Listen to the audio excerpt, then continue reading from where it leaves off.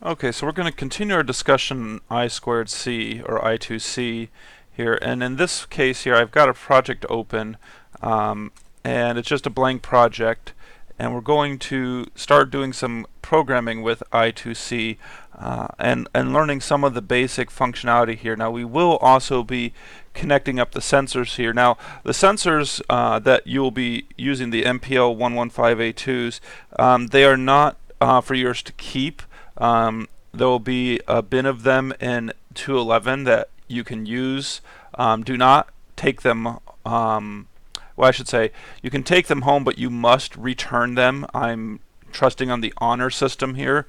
The sensors, the prices do add up over time, and so we do provide you with the embedded controller that you get to keep, but the sensors we do like to reuse over the semester. So again, please make sure to keep the sensors in the labs. And you should be able to use just standard breadboard wires to connect them up. Obviously, you need to make sure to connect them up correctly. I believe I'll have a picture showing you the proper way of connecting them up onto your microprocessor. So let's go ahead and get started here. So what's going to be interesting for us here is there's not going to be a lot of top design that we're going to have to do right now with how we're using it. So first off, I just need to put in an I2C block. I need to do I2C communication. Now there's this easy I2C slate. You never want to use that. We want to use the I2C SCB mode version 4.0.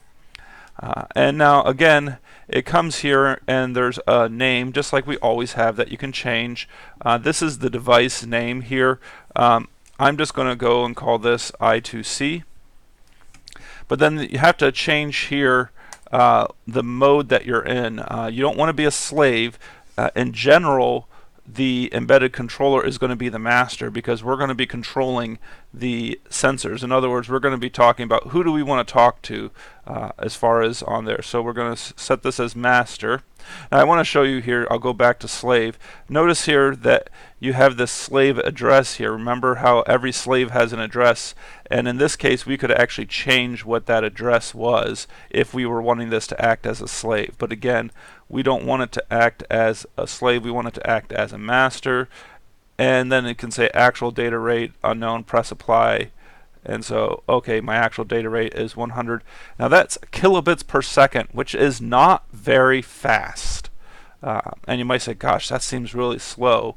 And we can go up to 1,000 kilobits per second, which is still very slow, because we're talking about bits being like a single 1 or 0. So 1,000 of them is not very much as far as kilobit per second, because if you think 1,000 and there's 8 bits per byte, we're talking about a speed of 125 bytes per second. Not even kilobytes or megabytes, 125 bytes per second. Not very fast. And you might say, how could that possibly be fast enough? Well, you got to remember, what is it that we're communicating on here? We're not sending a lot of data on these lines here. We're getting sensor data, and often sensor data is just 1 or 2 bytes. The sensors that we've looked at, the sensor data is just 2 bytes of data as far as for the pressure or temperature. The coefficients are also just 2 bytes of data. So, you know, if we have, even if we include all 4 bytes of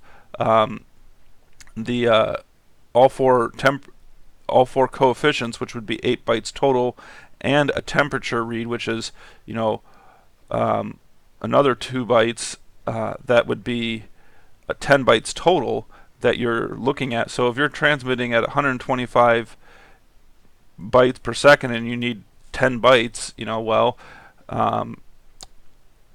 10 divided by 125, it's still only going to take you 80 milliseconds to get the data in that you need, which is, you know, very small time. And that's including reading all the coefficients, which we're only doing once anyway. If you're talking about just reading 2 bytes of data, 2 divided by, well, what was it? I already forgot here.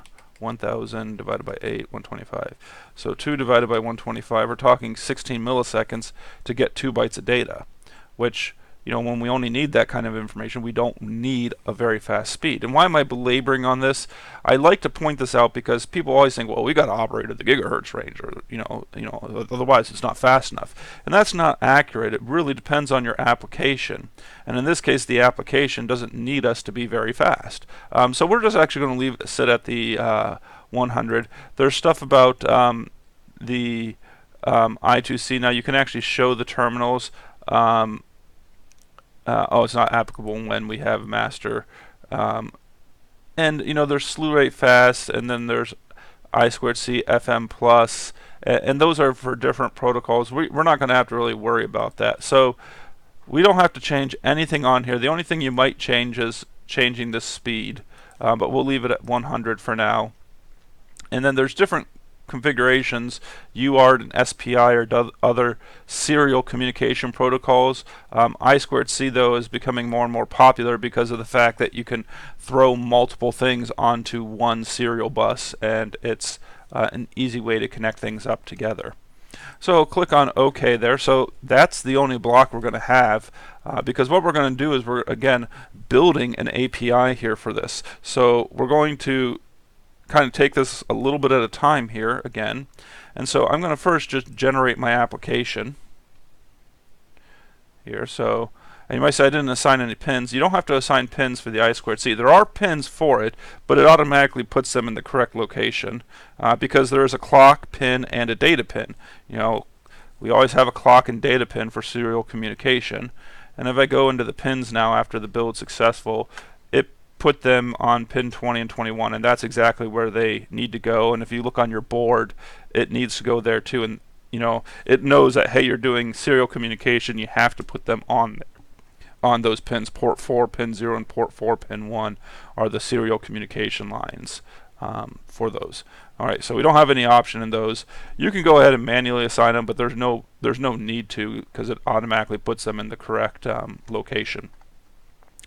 Alright, so the next thing I want to do here is let's look at the data sheet here for an I2C.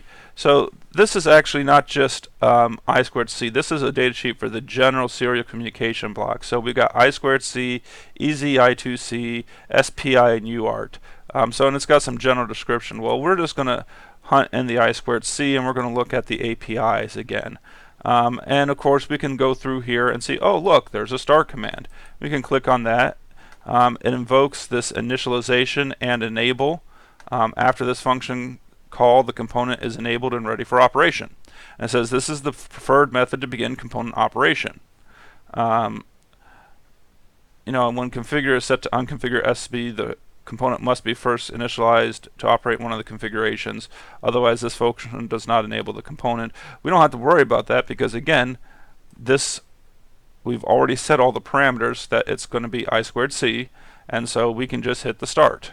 So let's go back to the APIs. There's a lot of other ones here. We can stop the component.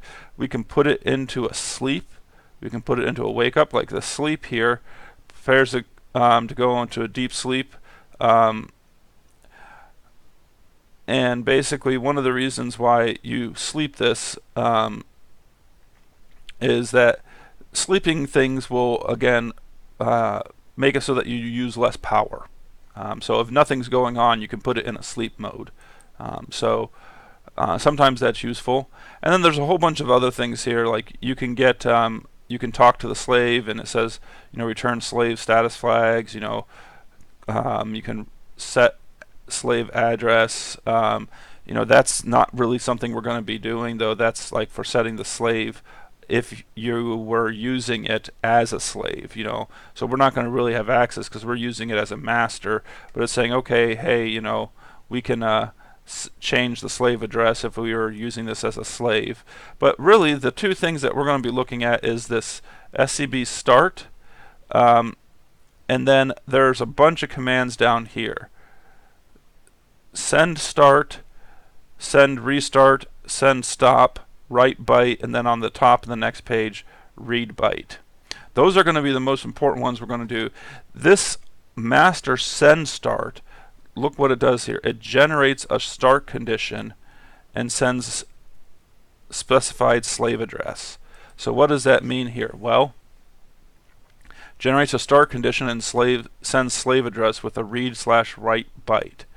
What that means is basically it's going to try and activate the slave, saying, hey, this is the slave I want to talk to.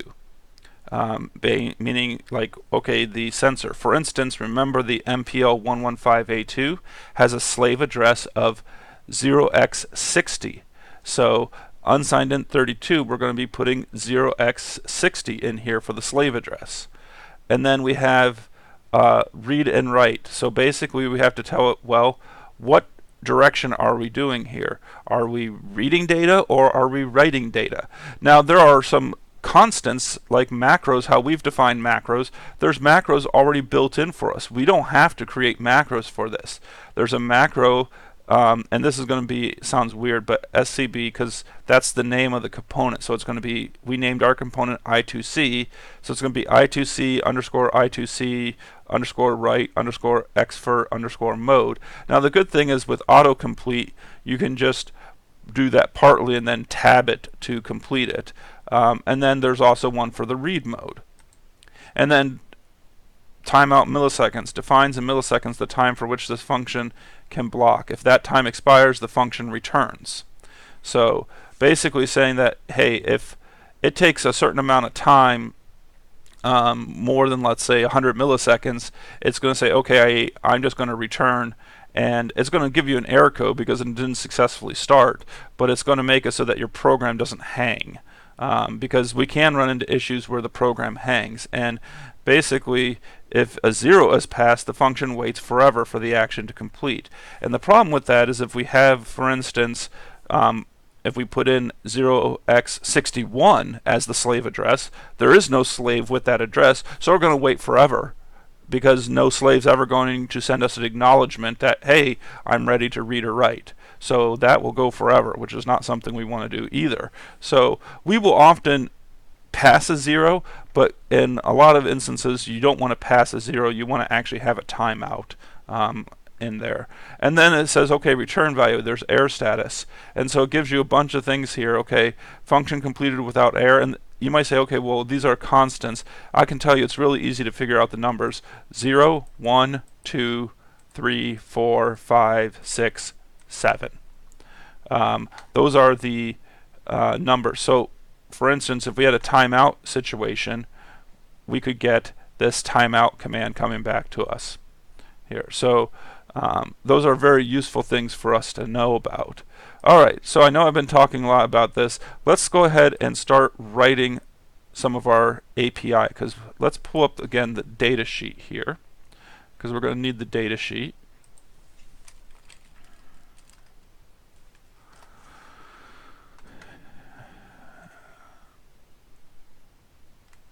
This is the data sheet I want to pull up.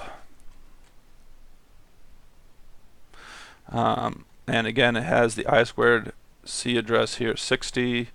And what I'm going to do is scroll down to this device memory map. Because the first thing we're going to do here is we're going to create what are called the header file, and then we'll create the code. Because I find it's always more useful to create the header file.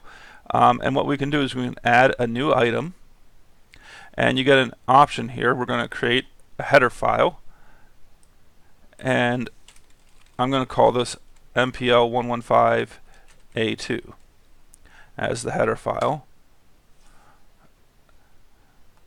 And so then it creates it in our project, and it also is going to save it for us. So if I were to save everything right now, I don't have a good workspace that I have stored this under as far as a good name. It's, where's PSOC creator? It's under workspace 24, which is a great name. But if I go then into design, you can see this MPL115A2 H file is there now. So I've created it and it's saved it in there. Okay, so we should go ahead and fill this out. You know, David Rumsey. This is the header file for the MPL115A2 pressure sensor. We might want to include more information like links or something like that in there, but at minimum you really want to make sure you put at least the part number of what you're creating a data sheet for. Now the next thing we're going to want to do here is we're going to want to first here, I'm going to just do well, what I like to do sometimes is make this a little bit more official looking, is what I'm going to do here is put in here macros. So I always like to define my macros first. So I'm going to put any macros I need in here. And so the macros I'm going to want to include here, well, whoops, pound define. And remember, I like to use MPL 115A2. I like to use capital letters for all my macros here. It's just a habit I've gotten into. And in here we have the address, which of course is just 0x60, and that is all we have to do for that. And then we do another pound defined, and then actually what I'll do here is I'll do a little comment. This is component address, and then I'm going to do another memory map. And so I'm going to pound define, and I'm actually going to go to this data sheet again, and I'm going to say, okay, well, I've got this PADC MSB, and I'm going to do capitals on this as well, but I am going to put in the MPL 115A2, and the reason I'm going to do that is that there might be multiple devices that you're looking at that do pressure, and you want to do your best to make sure you're not going to get name conflicts going on. And then this is 0x00, and then I'm just going to continue on here, and the next one would be 01, and this is the least significant byte. I forget, I don't need the semicolon there. And then we just keep going on for this data sheet. So we're going to plug in all of these here for the memory map, and then we're going to have one other macro. We're going to have commands. And well, there is only one command for this particular sensor. And that's just the convert, and that was 0x12, I believe, yes, 12. And so that's all we're going to have. So I'm going to stop the video here for now. Actually, I'm going to do one more thing here, and then I'll stop the video. I'm going to fill this in, all these missing parts here, offline, so that when we start this again, you'll see all of them there. But what I'm going to do now here is we've got our macros defined. The other thing we're really going to want to put in, actually, I will wait to the next video. So I'm just going to stop this.